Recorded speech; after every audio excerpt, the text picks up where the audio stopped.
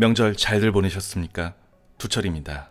저는 이번 명절 때 시간이 남아서 땅구석에서 넷플릭스를 보다가 수리남을 시청하게 되었는데요. 수리남을 보시기 전 먼저 아시고 시청하면 참 좋겠다 하는 인물이 있어서 이렇게 아이템을 잡아봤습니다.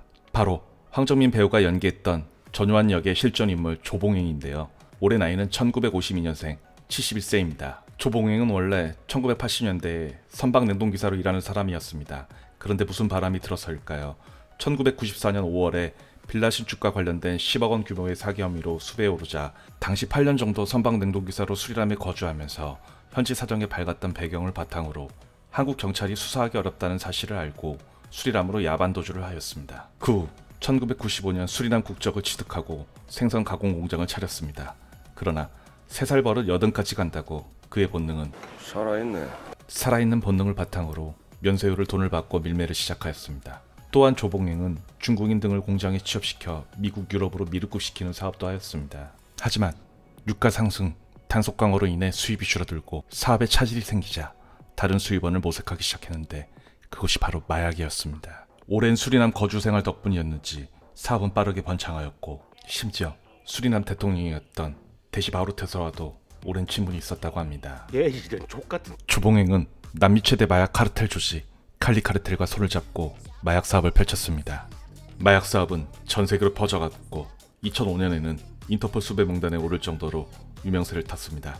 이어 조봉행은 일본과의 마약 거래를 하였고 심지어 한국으로도의 마약 공급도 계획하고 있었습니다. 국정원과 검찰은 이 소식을 접하고 2007년 10월 조봉행 체포를 위한 계획을 세웠지만 방법이 마땅치 않았습니다. 그 이유는 수리남과 대한민국은 수교 관계였지만 현지 대사관이 없고 관련 업무는 베네수엘라 한국 대사관이 겸임했기 때문입니다. 또한 수리남 경찰과 군 조직은 조봉행이 매수했기 때문에 쉽사리 협조를 기대하기 어려웠습니다. 하지만 꼬리가 길면 밟히는 법. 하정우 배우가 열어난 강인구에게 실제 인물 바로 K씨의 등장입니다. K씨는 수리남에서 사업을 하다가 조봉행 때문에 사업에 실패한 사람이었습니다. 대한민국 국정원이 이 사실을 놓칠 리가 없죠. 이 내용을 접수한 국정원은 K씨에게 협조를 요청했고 목숨이 걸린 위험한 일이었지만 오랜 고민 끝에 K씨는 국정원의 협조를 수락합니다. 목숨 건 작전은 바로 이렇습니다. K씨를 가상의 재미교포 마약상과 조봉행 사이의 마약거래 브로커로 위장시켜 조봉행에게 접근시키는 것이었습니다. K씨는 조봉행 그리고 조씨의 부하 몇 명과 함께 한 집에서 생활하게 되었습니다. 하지만 작전은 조봉행의 부하가 눈치를 채 조봉행에게 이 사실을 알렸고 K씨는 죽음의 위기에 놓였지만 기지를 발휘해 위기를 넘깁니다. 조봉행의 입장에서는 어렵게 구한 한국인 브로커를 잃기 싫었던 것이었죠. 드디어 조봉행을 현지에서 검거하기 위한 공동작전에 착수하였습니다. 2008년 9월 K씨는 조봉행에게 직접 거래할 마약을 봐야 되겠다고 요청했고 조봉행은 K씨를 차에 태워 행선지가 드러나지 않게 K씨 얼굴에 복면을 씌운 뒤 창고를 데려갔습니다. 그 창고에는 한국에 보낼 1.2톤의 무게, 거래가로 1조 원이 넘는 코카인 더미가 쌓여 있었습니다.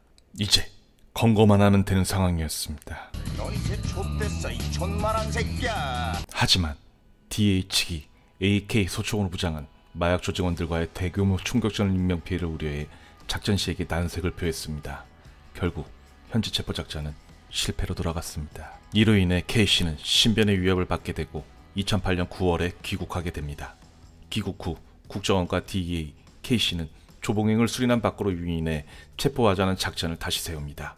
처음 계획된 곳은 괌이었습니다. 이번 작전은 미국 마약상이 코카인 1.2톤의 구매를 원하고 액수와 송금 방법은 만나서 정하자는 작전이었습니다. 조봉행 입장에서는 더할 나위 없는 좋은 딜이었고 그 제안을 수락합니다. 처음에는 수리남과 가까운 도시 벨렘에서 접선하기로 하였으나 벨렘은 현지 마약 조직의 영향력으로 체포작전이 실패로 돌아갈 가능성이 컸기에 다시 접선지를 상파울로로 변경하였지만 이를 의심한 조봉행은 거래를 끝내 거절하게 됩니다. 이대로 조봉행을 체포하는 것을 포기할 수 없었던 K씨는 조봉행을 계속해서 설득하였습니다. 오랜 시간이 흘렀고 결국 조봉행은 이 거래를 수락합니다. 드디어 2009년 7월 23일 상파울로 구르루스 국제공항에서 완전 무장한 브라질 현지 경찰이 조봉행의 발에 수갑을 채웁니다. 오랫동안 수리남에서 나오기를 거절한 대한민국 마약왕은 결국 이렇게 허무하게 체포되었습니다. 이후 조봉행은 범죄인 인도 결정으로 한국에 압송되고 1심 재판에서 징역 10년, 벌금 1억 원을 선고합니다. 현재 조봉행은 수리남으로 다시 돌아가 평화롭고 호화롭게 지낸다는 루머 아닌 루머가 있습니다. 영화 같은 삶을 사는 조봉행. 과연 화정우 황정민이 주연한 수리남에서는 어떤 식으로 이야기를 풀었을지 지금 바로 시청해 보시는 건 어떨까요? 지금까지 두철이었습니다.